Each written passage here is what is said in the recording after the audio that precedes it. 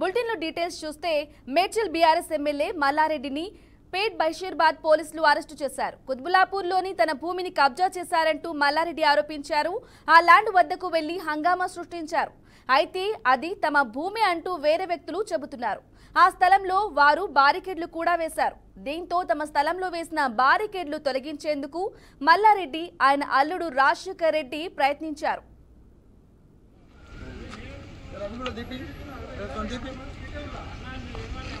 జాగలన్నీ కబ్జాకు గురవుతున్నాయి. దొంగలు రౌడీలంతా నా కబ్జా పెట్టుకున్నారు. ఏమనకు 5 నిమిషాలు రబ్బాటాలు అవి కూడా దిప్పి దిప్పి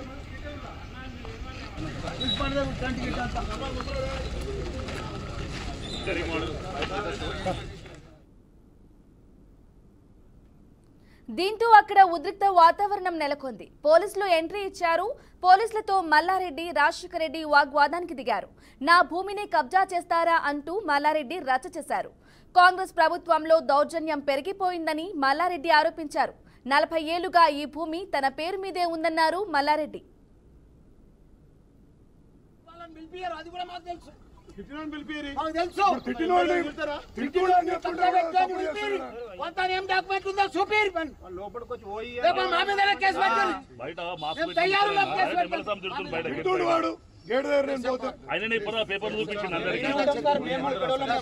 మాట్లాడదామని గొడవ పడాల్సిన అవసరం గొడవ పడాల్సిన లీగల్ గా సార్తో మాట్లాడదాం. మీరు దాంట్లో ఎవరు క్లయింట్ వారు ఏమనేదంటే అవసరం లేదు.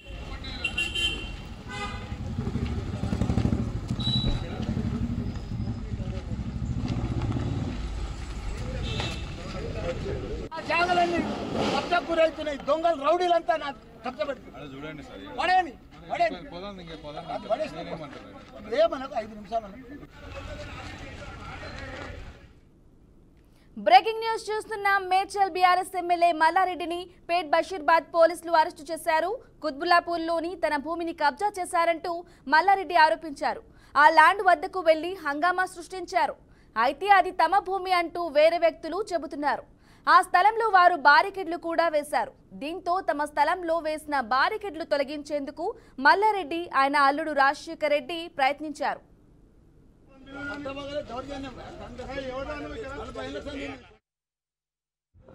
గత 14 ఏళ్ల కింద ఇక్కడ మేము మా కొడుకులు కానీ మా అల్లుడు రాజశేఖర్ రెడ్డి మల్కాజ్గిరి ఎమ్మెల్యే కానీ ఈ ప్రాపర్టీ తీసుకున్నాము.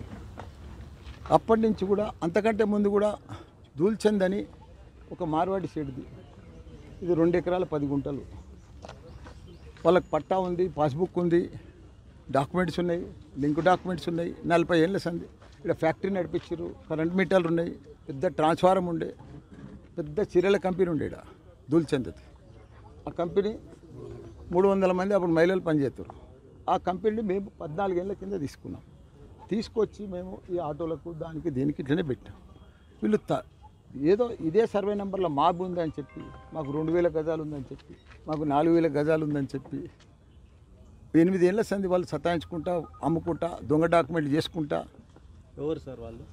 సుధామా అని, మళ్ళీ అదే కరీంనగర్ శ్రీనివాసరెడ్డి, వాళ్ళంతా లక్ష్మణ్ విప్పు ఉన్నాడు ఇప్పుడు, ఆయన మొదటి సంది కూడా ఇల్లు ఉన్నాడు అప్పటి సంది. వీళ్ళంతా ప్లాన్ చేసుకొని నా దగ్గరకు కూడా వచ్చారు. అన్నా మీ దాంట్లో వెళ్తుందన్నా అని నేను కూడా చెప్పిన. 8 ఏళ్ళ సంది కూడా ఉండే, వస్తే కోర్టులో కేసు వేసినాం. పోలీస్ స్టేషన్లో ఇదే పేట్ బషీర్బాద్లో 8 ఏళ్ళ సంది కేసు నడుస్తుంది, పంచాయతీ నడుస్తుంది. మీకు లేదు బాబు అంట, మా డాక్యుమెంట్స్ ఇచ్చినాం, అన్నీ నడిచినాయి.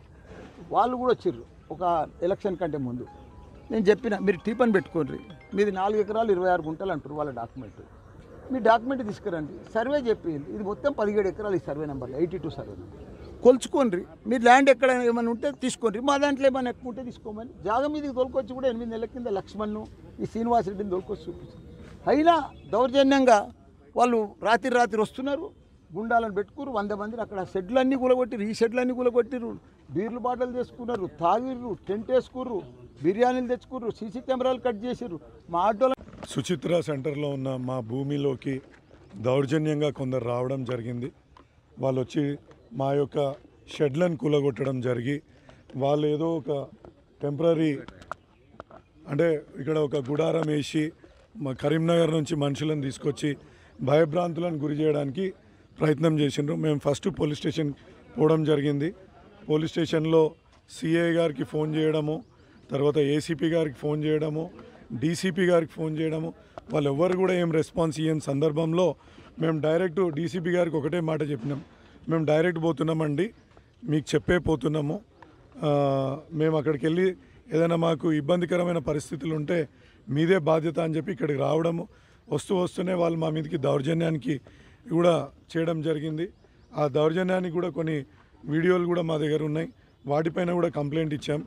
ఏసీపీ గారికి ఎక్స్ప్లెయిన్ చేస్తున్నాం ఏమని, ఇది మేము 14 సంవత్సరాల కింద కొన్న ప్రాపర్టీ, ఈ ప్రాపర్టీ మీద పీస్ఫుల్ పొజిషన్ మాకుంది. అంతకుముందు ఇక్కడ ఒక 30 సంవత్సరాల నుంచి డోల్చెంద్ అని ఒక వస్త్ర వ్యాపారిది ఉండే కాంపౌండ్ వాల్ ముందు నుంచే కట్టిన కాంపౌండ్ వాల్ ఉంది. దాంట్లో మేము ఈ ప్రాపర్టీ కొన్నాక అప్పటి నుంచి ట్యాక్సెస్ కానీ అప్పటి నుంచి ఇక్కడ కరెంటు మీటర్లు కానీ ప్రతి ఒక్కటి ఉంది. వీళ్ళ మీద ఇంతకుముందు ఈ దౌర్జన్యం ఇవాళ చేసిన వాళ్ళ పైన 2 months కింద కూడా వాళ్ళు దౌర్జన్యాన్ని దిగినప్పుడు మేము ఎఫ్ఐఆర్ బుక్ చేసినాం. దాని మీద పోలీసులు ఎటువంటి యాక్షన్ చేయట్లేదు. ఇప్పుడు మమ్మల్ని కూడా ఈ ప్రాపర్టీని అంటే ఖాళీ చేసి బయటికి రమ్మంటుండ్రు.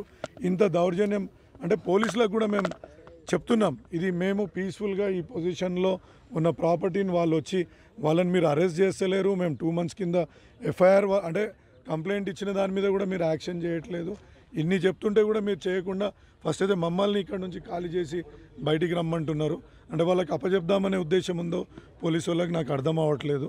సో ఇటువంటి పరిస్థితి 82లా మల్లారెడ్డి గారికి 1 ఎకరా 29 గుంటలు ఉన్నది, సుధామ గారికి 1 ఎకరా 6 గుంటలు ఉంటే ఆ 1 ఎకరా 6 గుంటల నుండి మేమందరం మనిషికి తలా ఇంత రిజిస్ట్రేషన్ చేసుకోవడం జరిగింది.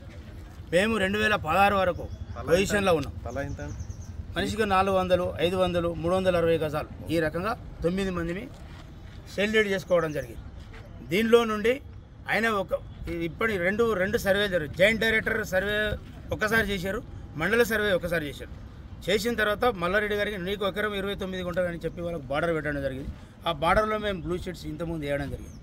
2016లో ఆ యొక్క బ్లూ షీట్స్ను డిస్మెటల్ చేసి మమ్మల్ని అప్పుడు భయభ్రాంతులకు గురి చేశాను. ఎందుకంటే టీఆర్ఎస్ గవర్నమెంట్ కాబట్టి, టీఆర్ఎస్ గవర్నమెంట్ అనేది నడిచింది కాబట్టి ఎన్ని అక్రమాలంటే మమ్మల్ని భయభ్రాంతులకు గురి చేసి అక్కడి నుంచి ఎన్నోసార్లు ఈ రకంగానే చేశారు.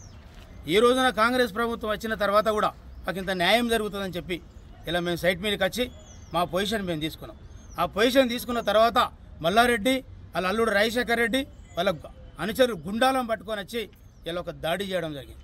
మరి ఈ దాడి వెనుక ఒక ఎస్సీల ల్యాండ్, ఇది ఎస్సీల ల్యాండ్కు మల్లారెడ్డికి ఎలాంటి సంబంధం లేదు. అయినా మధ్యలో వచ్చిన కొనుక్కున్నాడు. అయినా 1 ఎకరం 29 ఆయనకు ఉండదని చెప్పి సర్వేయర్ గారు చెప్పిండు, జాయింట్ డైరెక్టర్ చెప్పారు.